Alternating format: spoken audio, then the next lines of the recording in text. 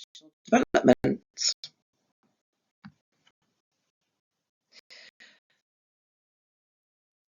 Just a reminder to refrain from copying from the presentation and to answer with examples of your practice where possible. First of all, first question is, what are the duties and responsibilities of your job role? So I really want you to think long and hard about this, because the fact is your job role is absolutely huge.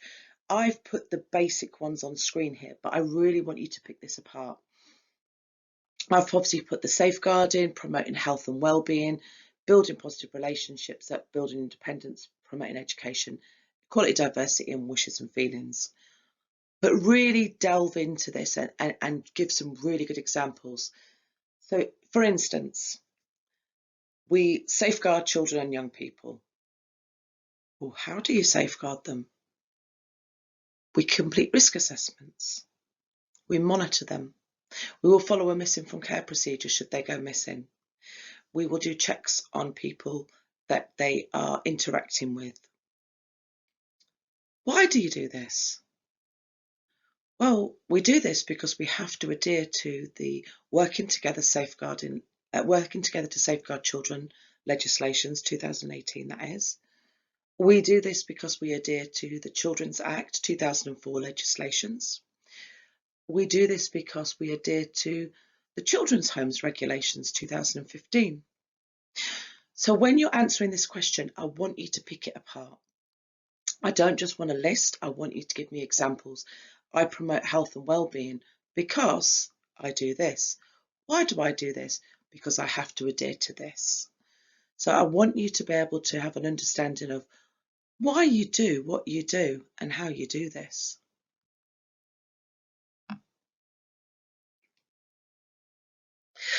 The next question is, explain the expectations about your own job role as expressed in the relevant standards. So I've put a few up here which I've bullet pointed. Please don't bullet point. I would like to see this answer in sentences. So these are some of the most important things that you have to be able to use and deliver when supporting these young people and children and working with your staff team. You have to be a good communicator. So when you're answering this, for example, we have to be a good communicator. We have to be able to communicate effectively between other professionals, the team themselves, but we also have to be able to communicate with the young people. We have to be able to adapt our level of communication to be able to support each individual needs of that young person. So see, I'll give a little example of how to answer it. Use your own initiative. Well, I have to be able to use my own initiative because in some instances where I may be out in the community and a young person does something, I have to be able to manage that situation very, very quickly and do perhaps a dynamic risk assessment to keep that child safe, or weigh up the risks involved in interacting with young people at a park. We have to be able to use our initiative. One experience I had, a young person, I was out taking them to the park.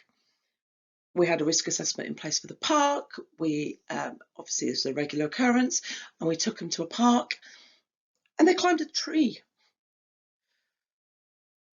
And I remember thinking, oh, that's not on the risk assessment. What if they fall? So in that instance, I had to complete a dynamic risk assessment. I got my colleague to contact the home, advise them that the young person to climb the tree. I did encourage the young person to come down, obviously to keep them safe. But evidently speaking, if you look at it from a different perspective, should that young person be allowed to climb the tree? Well, of course. Why should they not? They have to have an element of their own risks, don't they? They have to be able to learn how to manage their own risks. But we'll dive into this later on another unit, which we'll go through in depth. But look at all these things that you are expected to be able to do. And one of the biggest ones, you've got to have a good sense of humour. You've got to enjoy working with the children and have a good sense of humour. You do have to have a really good level of resilience as well. some mental strength to be able to cope with some of these challenges that you will come up against. So when you're answering this, again, give examples and give reasons why you have to be these following. And if you've got a really, really good example of where you have used perhaps a few of these, use that example to answer the question. So I've just put up on this screen here the quality care standards, because I would like you to be able to embed the quality care standards when answering this question. Think about how you adhere to these on a daily basis. So we talked about having good communication skills. Well, you have to have good communication skills to be able to deliver the quality and purpose of care standard. You have to have good communication skills to have the children's wishes and feelings met, so meeting that standard. You have to have a good level of communication to build a positive relationship up. So try and link in the expectations of your job role into some of the relevant standards. You don't have to do it with all of them, but just try and get used to linking these standards into your practice, because as you go down further on through your qualification, as you get to your endpoint assessment, they will be looking for your understanding of these standards. Why is it important for us to have our own resilience, maturity, and emotional intelligence when doing this job role? So first of all, let's break it down. What is resilience? It's the capacity to recover quickly from difficulties and toughness. What is maturity? The state, fact, or a period of being mature. What is emotional intelligence? The capacity to be aware of, control, and express one's emotions. Why are these important qualities to have in residential care? Think about it. Think about your job.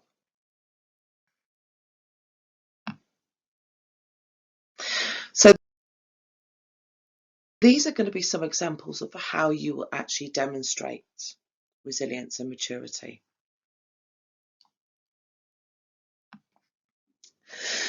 So let's have a think about this. So resilience. So I can't remember the exact statistics about this, but a large majority of staff that work in residential sector have experienced things in their lives that have directed them to perhaps come into residential care to support children, whether that's they have an understanding of abuse or harm on a personal level, or neglect, or they have seen someone close to them suffer it. There is a reason why we come into care. So we do have to be mindful of the level of resilience we have for ourselves. You can get triggered. If you've been through something personally yourself, whether that's you personally or if you've experienced something within a family dynamic, there is a chance that you could be triggered. So you have to have a good level of resilience to be able to manage that.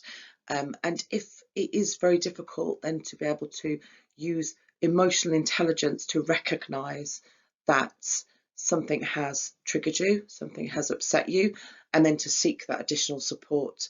So that's a good example of resilience and a good example of emotional intelligence there. Resilience is what makes us go back every single day.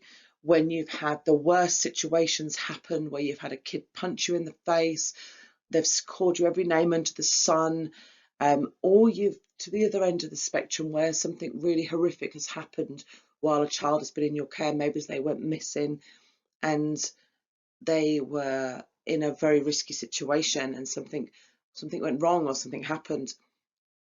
There may be even a situation of where a young person makes a disclosure. You have to have a good level and an excellent level of resilience to be able to manage these situations. So maturity speaks for itself, really. We know that we have to have a level of maturity. Children and young people, all children and young people, have this amazing ability to draw you into an argument. All children, regardless of whether in care or not, they can frustrate you. You can feel sometimes like you're going around in circles, being repetitive, always saying the same things, meeting the same, not conflicts, but discussions and uncomfortableness is trying to get them up in the mornings, trying to get them to school, etc. This is where your maturity is going to take effect. So maturity is a really important thing to have. We need to ensure that we are being mature. We're not bickering with the kids. We're not getting frustrated with the kids. We are being level and maintaining that professional boundary. We're really, really important to do so. So emotional intelligence, I've touched base on it. So an emotional intelligence is where you have a good understanding of who you are, knowing your own values, knowing your own beliefs, knowing everything that you've been through in your life, having a good understanding of where you want to go.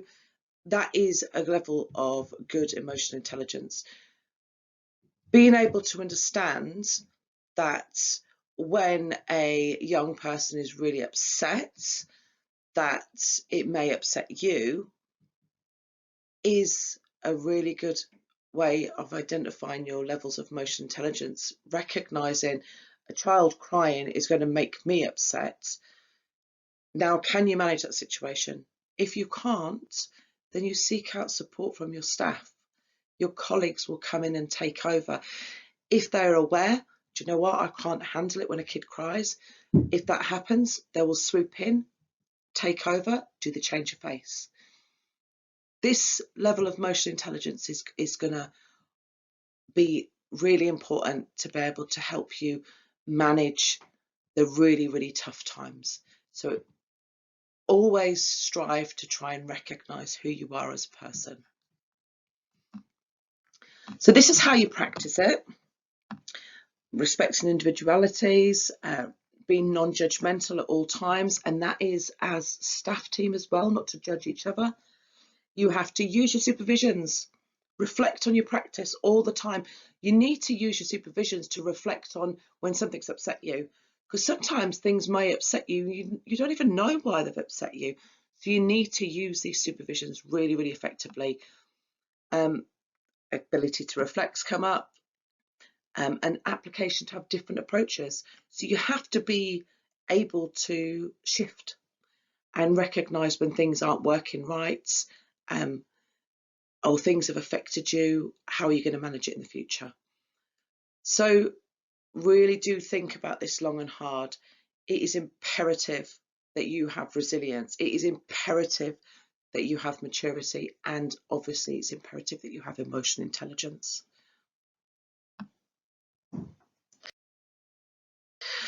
So ways to ensure personal attitudes and beliefs do not obstruct the expected standard of work. So what this question wants is wanting to know, how do you ensure that your personal attitudes and your personal beliefs do not affect how you care for the children and young people?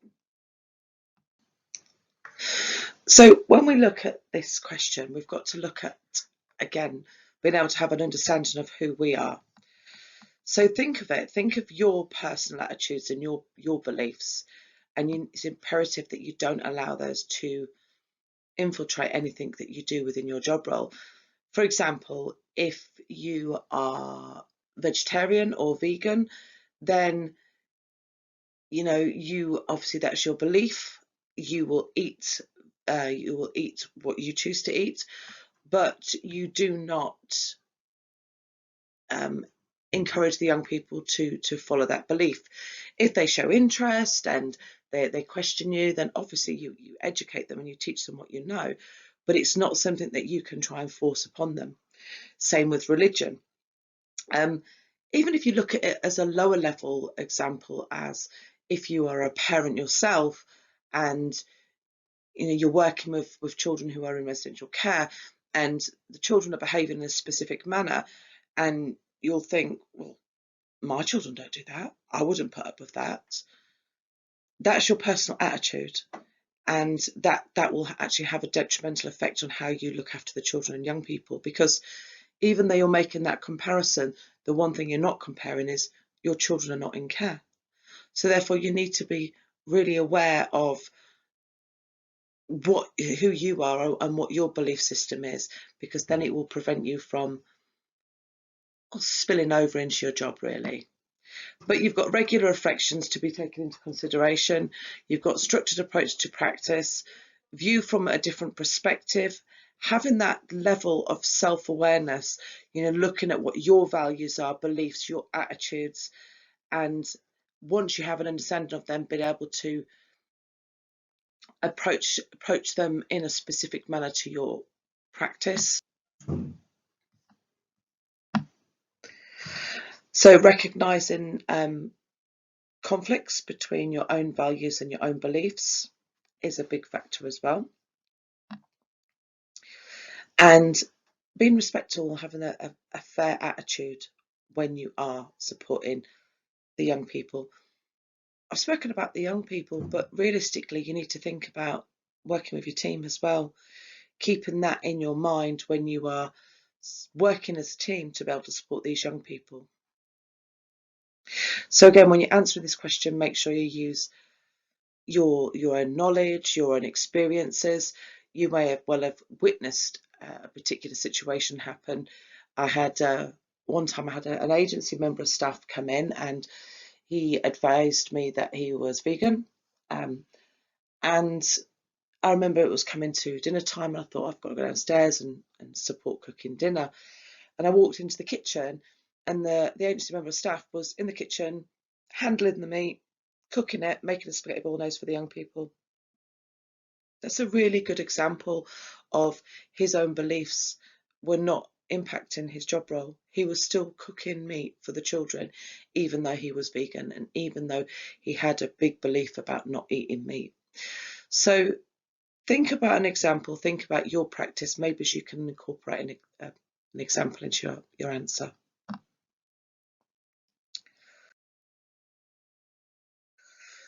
So this is the question that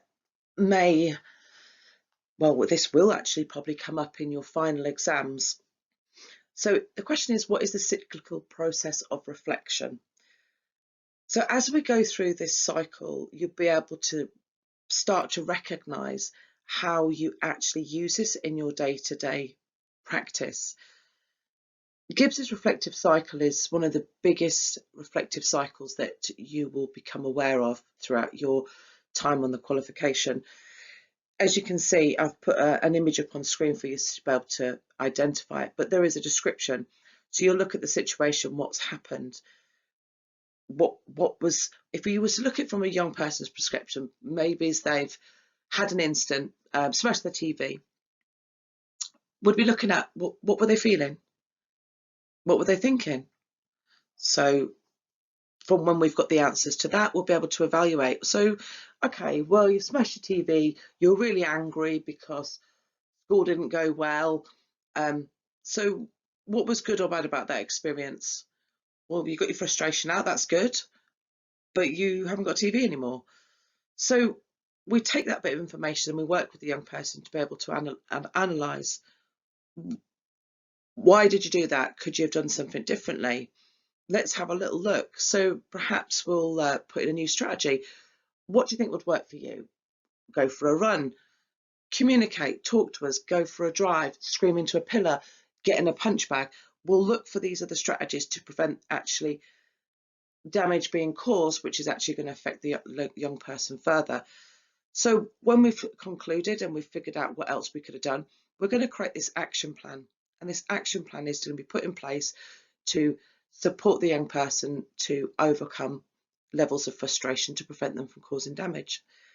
So that's from a young person's perspective, and that's a very low-key example. But think about from your perspective as well. Think about how you might use this within your job role. So a description of what happened. Well, I was looking after the young person, they got really angry and they smashed their TV. Well, what were you thinking and feeling at the time? I was thinking that I perhaps should have intervened, Should I have maybe stopped the situation?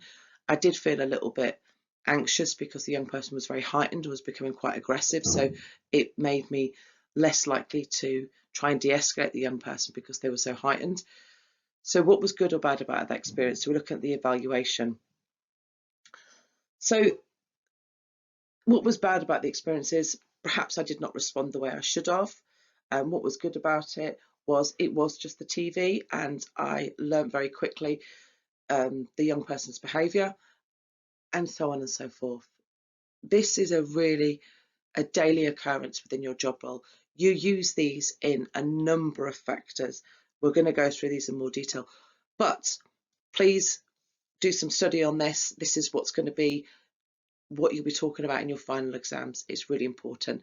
And when you do go back into work, when you go back on shift, see if you can find these words on the screen within some of your paperwork.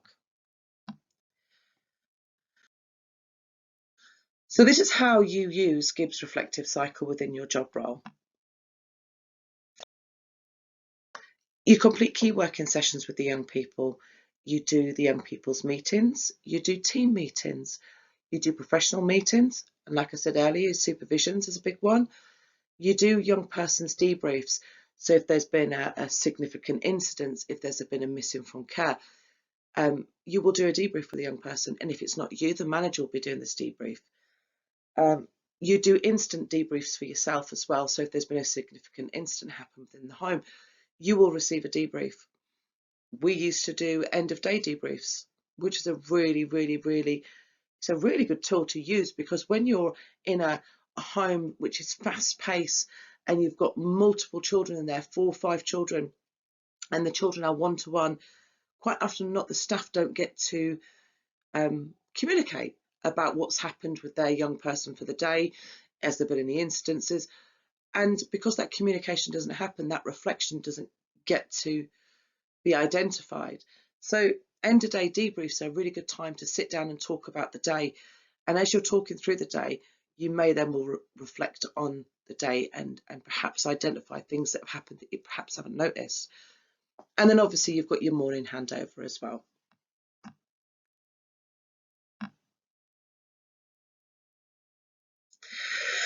So what is the importance of reflective practice to continuously improve your practice? So the importance of reflection is massive.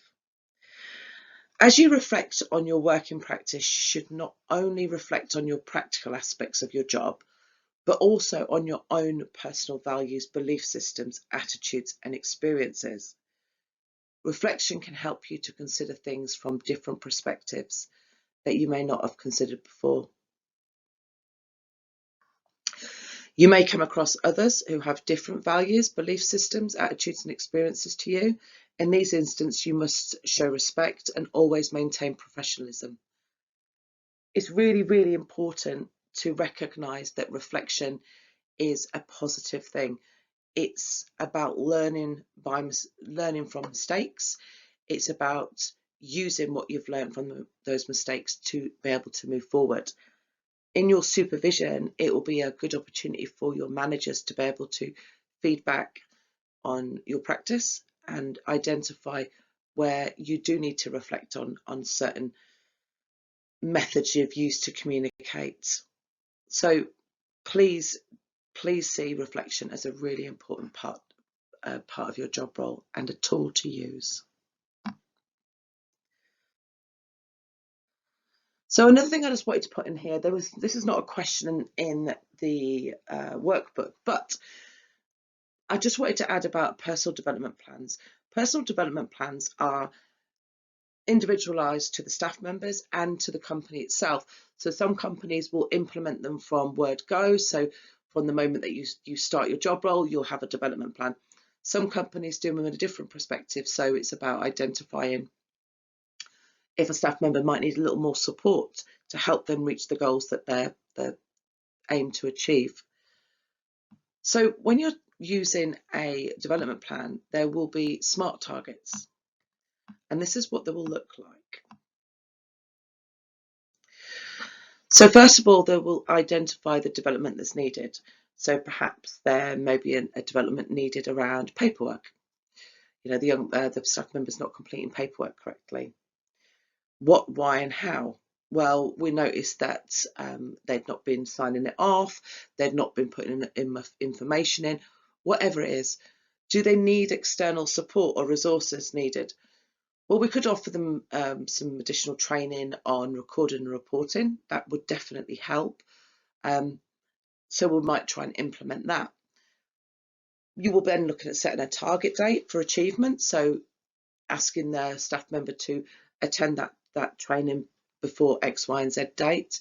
And then you're going to document the actual achievement date as well. These are your SMART targets.